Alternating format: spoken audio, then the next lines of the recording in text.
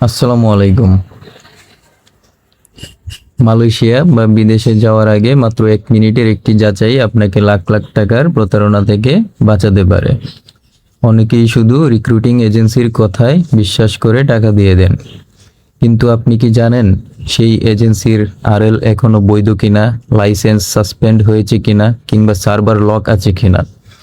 এসব তথ্য অনলাইনেই যাচাই করা সম্ভব। আজকের ভিডিওতে আপনারা জানবেন আরএল নাম্বার কি, কেন লাইসেন্স সাসপেন্ড হয়, সার্ভার লক মানে কি, আর বিদেশে যাওয়ার আগে কি কি অবশ্যই যাচাই করবেন। চলুন তাহলে শুরু করি। আরএল নাম্বার যাচাই করার জন্য নর্মালি যেটা হয় যে বাইরে থেকে আপনারা সবসময় সার্চ করেন, তবে আজকে আমি আপনাদেরকে এমন একটি সাইটে নিয়ে যাব যেখানে আপনি জানতে পারবেন যে লাইসেন্স সাসপেন্ড হয়েছে কিনা, সার্ভার লক আছে কিনা, এছাড়াও আরও বিভিন্ন বিষয় সম্পর্কে বিস্তারিত আলোচনা করব। সুতরাং ভিডিওটি শেষ পর্যন্ত দেখুন এবং আমাদের সাথে থাকুন। এই আরএল নাম্বার চেক করার জন্য এবং বাকি যে স্ট্যাটাসগুলো আছে এগুলো চেক করার জন্য আমরা প্রথমেই গুগল ব্রাউজারে চলে যাব। সেখানে আমরা সার্চ বারে গিয়ে লিখব OEP। এই যে দেখুন আমার এখানে চলে এসেছে OEP BMET। এখন এটাতে আমরা ক্লিক করব। ক্লিক করার পরে অনেকগুলো পেজ চলে আসবে। দেখুন OEP এমপ্লয়ি, এইখানে https employee.oep.gov.bd এটাতে যাব না, এটাতে গেলে আপনারা চেক করতে পারবেন না। তারপর আছে www.oep.gov.bd, আমরা এইটাতে একটা ক্লিক করব। এটাতে ক্লিক করার পরে দেখবেন যে আপনাদের সামনে মোবাইলে এরকম একটি ইন্টারফেস চলে আসছে। তো এইখানে দেখবেন এই যে বাংলাদেশের লোগোটার নিচে একটা 3 ডট টাইপের একটা আছে, এইখানে আপনারা ক্লিক করবেন। ক্লিক করার সাথে সাথে এখানে দেখবেন কিছু অপশন আপনাদের জন্য ওপেন হয়ে গিয়েছে। এইখানে আপনারা এই অপশনগুলোর মধ্যে থেকে এজেন্ট লিস্টে ক্লিক করবেন। এজেন্ট লিস্টে ক্লিক করার পরে আপনাদেরকে নতুন একটি পেজে নিয়ে আসবে। এখানে দেখেন OEP মানে হচ্ছে ওভারসিজ এমপ্লয়মেন্ট প্ল্যাটফর্ম, যে এখানে দেয়া আছে। আর এখানে তারপর দেখেন আপনারা দেখতে পাচ্ছেন এজেন্সি লিস্ট, টোটাল এজেন্ট 2843, মানে এখানে 2843টি এজেন্ট আছে। এজেন্ট মানে হচ্ছে রিক্রুটিং লাইসেন্স যাদের আছে তারাই হচ্ছে এজেন্ট। এরা হচ্ছে বৈধভাবে বাংলাদেশ থেকে বিদেশে কর্মী প্রেরণ করতে পারবে, সহজ কথায়। এখন আপনি যে আরএল মানে লাইসেন্স নাম্বারের এগেনস্টে আপনি বিদেশ যাচ্ছেন, অবশ্যই সেই নাম্বারটি আপনার থাকবে। দেখুন এই যে এখানে অনেকগুলো আরএল আছে, RL 1857, RL 2889। তো এখানে আপনি সার্চ অপশনে গিয়ে আপনি আপনার প্রতিষ্ঠানের আরএল নাম্বারটি দিবেন। যেমন ধরুন আমি একটা দিচ্ছি দৈবভাবে 1244 দিয়ে সার্চে ক্লিক করলাম। দেখুন এখানে 1244 দিয়ে চলে এসেছে। এই যে দেখেন 5 নম্বরে 1244 RL 1244 এই নামে একটা প্রতিষ্ঠান আছে। তো এখানে এই এরোতে ক্লিক করলে আপনারা দেখতে পাবেন এটার অ্যাড্রেস এখানে দেয়া আছে, অফিসের ফোন নাম্বার দেয়া আছে এবং লাইসেন্স স্ট্যাটাস সাসপেন্ডেড। যাই হোক, এটা আমি পরবর্তীতে আলোচনা করছি। এটা আনফরচুনেটলি সাসপেন্ডেড চলে আসছে। এটা প্রতিষ্ঠানের সম্মান ক্ষুণ্ণ হতে পারে, আমি সেটাতে যাচ্ছি না। তো এটা আমি পরবর্তীতে বিস্তারিত আলোচনা করছি। আমাদের ভিডিওতে আজকে এগুলোই আলোচনা করব সাধারণত। আমি একটা অ্যাক্টিভ আপনাদেরকে দেখাচ্ছি, অ্যাক্টিভ আরএল কোনটা। যেমন ধরুন এইটাতে আমি ক্লিক করলাম এরোতে, এখানে দেখেন এটা আল মারিয়া ইন্টারন্যাশনাল রিক্রুটিং এজেন্সির নাম, আর এটার আরএল নাম্বার হচ্ছে 1561। এটার অ্যাড্রেস এখানে দেয়া আছে, অফিস এখানে দেয়া আছে, লাইসেন্স স্ট্যাটাস মানে এটা অ্যাক্টিভ। এটার মাধ্যমে এখন আপনারা বিদেশে যেতে পারবেন, এটাতে কোনো প্রবলেম নেই। আর এখানে যেটা সবচেয়ে গুরুত্বপূর্ণ হচ্ছে অল স্ট্যাটাস নামে একটা অপশন আছে। এখানে দেখেন এই অল স্ট্যাটাসে আপনারা ক্লিক করলে এখানে দেখবেন অনেকগুলো স্ট্যাটাস আছে। অ্যাক্টিভ আছে, ইনঅ্যাক্টিভ আছে, এক্সপায়ার্ড আছে, সাসপেন্ডেড আছে, ক্যান্সেলড আছে, রিনিউড আছে, নট অ্যাসাইন্ড আছে, সার্ভার লকড আছে।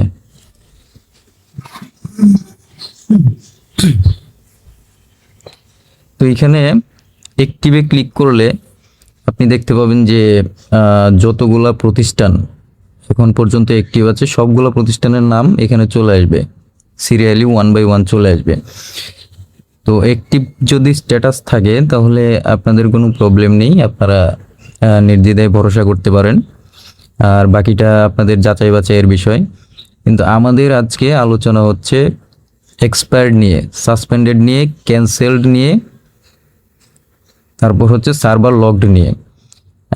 আমি এই অপশনগুলোতে ক্লিক করছি না, কারণ এই অপশনগুলোতে ক্লিক করলে, যেমন এক্সপায়ার্ডে ক্লিক করলে কিছু প্রতিষ্ঠানের নাম চলে আসবে, সাসপেন্ডেডে ক্লিক করলে কিছু প্রতিষ্ঠানের নাম চলে আসবে, ক্যান্সেলডে ক্লিক করলে কিছু প্রতিষ্ঠানের নাম চলে আসবে, সার্ভার লকডে ক্লিক করলে কিছু প্রতিষ্ঠানের নাম চলে আসতে পারে। তো এটা দেখা যাচ্ছে প্রতিষ্ঠানের মান সম্মান হয়তো বা ক্ষুণ্ণ হতে পারে। তো এটা পরবর্তীতে আপনারা আপনাদের আরএল নাম্বারটা এখানে সার্চ বারে দিয়ে আপনারা যাচাই করে নেবেন যে আপনাদের আরএল নাম্বারের এগেনস্টে যে রিক্রুটিং এজেন্সি আছে সেটার স্ট্যাটাস কি, অ্যাক্টিভ নাকি ইনঅ্যাক্টিভ, নাকি এক্সপায়ার্ড, নাকি সাসপেন্ডেড, নাকি ক্যান্সেলড, তো এইগুলা যাচাই করে নেবেন। এখন আসি মূল আলোচনায়, যে একটা লাইসেন্সের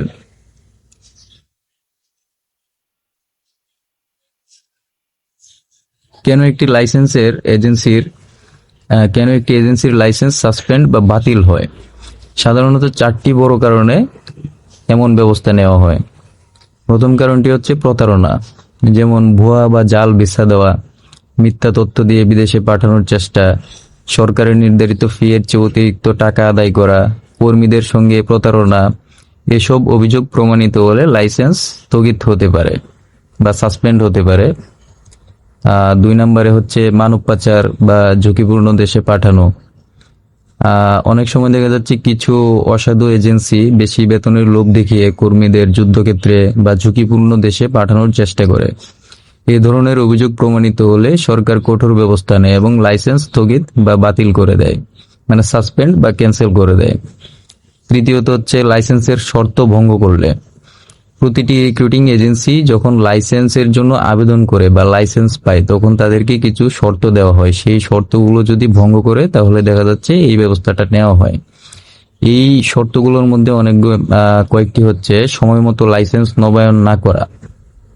আপনার এজেন্সির লাইসেন্সের মেয়াদ শেষ হয়ে গিয়েছে, সেটা সময় মতো নবায়ন না করলে এটা সাসপেন্ড হয়ে যেতে পারে।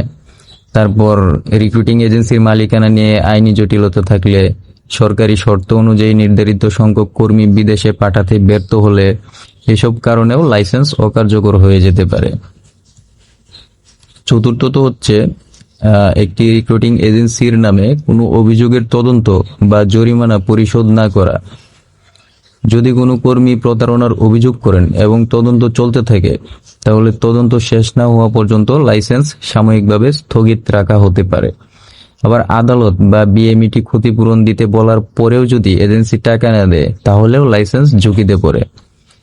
এবার আসি সার্ভার লক মানে কি। অনেকেই মনে করেন লাইসেন্স আছে মানে সব ঠিক, কিন্তু বাস্তবে আরেকটি গুরুত্বপূর্ণ বিষয় আছে, সেটা হচ্ছে সার্ভার লক হলে এজেন্সি নতুন কোনো কর্মীর ক্লিয়ারেন্স, স্মার্ট কার্ড কিংবা বিদেশে যাওয়ার প্রসেস সম্পন্ন করতে পারে না।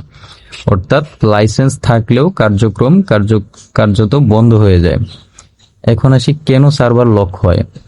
সাধারণত যাত্রীদের কাছ থেকে অতিরিক্ত টাকা নেওয়া, ভিসা নিয়ে জটিলতা, প্রতারণার অভিযোগ, কর্মীকে চুক্তি অনুযায়ী কাজ না দেওয়া, অভিযোগ তদন্ত চলমান থাকা, ক্ষতিপূরণ বা জরিমানা পরিশোধ না করা, এসব কারণে বিএমইটি এজেন্সির সার্ভার লক করে দেয়। এখন সার্ভার লক থাকলে কি হয়। সার্ভার লক থাকা অবস্থায় এজেন্সি নতুন কোনো কর্মীর ক্লিয়ারেন্স নিতে পারে না, স্মার্ট কার্ড ইস্যু করতে পারে না, বিদেশে পাঠানোর সরকারি প্রসেস সম্পন্ন করতে পারে না। তাই শুধু আরএল নাম্বার দেখলেই হবে না, আরএল নাম্বারের সাথে উপরে পূর্বে যে বিষয়গুলো আলোচনা করেছি সেগুলো অবশ্যই আপনারা এই সাইটে এসে স্ট্যাটাসগুলো অবশ্যই চেক করে নেবেন এবং দেখে নেবেন টাকা পয়সা দেওয়ার আগে। আর চতুর্থত আরেকটি বিষয় হচ্ছে বিদেশে যাওয়ার আগে কি কি অবশ্যই যাচাই করবেন। সম্প্রতি আমরা জানতে পেরেছি যে মালয়েশিয়ার শ্রমবাজার চালু করার জন্য দুই দেশের প্রধানই আলোচনা চালিয়ে যাচ্ছেন। তো তাড়াহুড়ো করে কোনো সিদ্ধান্ত নেবেন না, অবশ্যই ধীরে সুস্থে চিন্তা ভাবনা করে বিদেশে যাওয়ার আগে এই বিষয়গুলো অবশ্যই দেখে নেবেন। তো কি বিষয়গুলো দেখে নেবেন? প্রথমত হচ্ছে এজেন্সির আরএল নম্বরটি আসল কিনা। এটি আপনারা এখানে এসে আপনারা যে কোনো একটি আরএল নাম্বার দিয়ে বা আপনারা যে রিক্রুটিং এজেন্সির মাধ্যমে যাচ্ছেন তার আরএল নাম্বারটি এই সাইটে এসে সার্চ বারে ক্লিক করে আরএল নাম্বারটি দিয়ে আপনারা সার্চ করে দেখে নিতে পারবেন। তারপর সার্চ করার পরে এই লাইসেন্সের এগেইনস্টে স্ট্যাটাস কি আছে, যে লাইসেন্সটা কি অ্যাক্টিভ আছে নাকি সাসপেন্ডেড আছে নাকি সার্ভার লক আছে, সেটাও দেখে নেবেন। তারপর বিএমইটি স্মার্ট কার্ড এবং ক্লিয়ারেন্স বৈধ কিনা সেটাও দেখে নেবেন। অতিরিক্ত টাকা দাবি করছে কিনা এটাও দেখে নেবেন।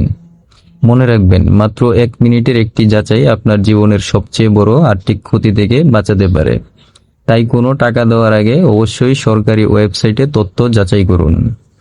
আর একটি বিষয় হচ্ছে এই যে স্ট্যাটাসগুলো, এইগুলা কিন্তু স্থায়ী না। এটা দেখা যাচ্ছে আপনি একটা অভিযোগ করেছেন, হয়তোবা অভিযোগ চলাকালীন এটা সাসপেন্ড হয়ে যেতে পারে বা লক হয়ে যেতে পারে বা যে কোনো একটা স্ট্যাটাস আসতে পারে, কিন্তু অভিযোগটা যদি সমাধান হয়ে যায় তাহলে দেখা যাচ্ছে এই স্ট্যাটাসটা আবার উঠে যায়, যেমন সাসপেন্ড থেকে আবার অ্যাক্টিভ হয়ে যায়।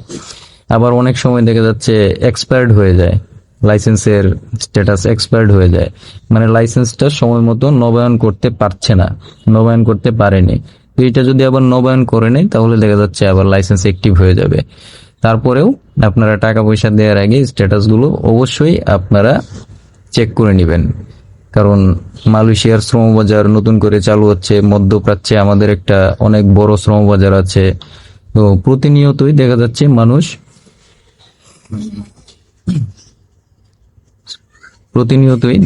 মানুষ এগুলোর মাধ্যমে প্রতারিত হচ্ছে।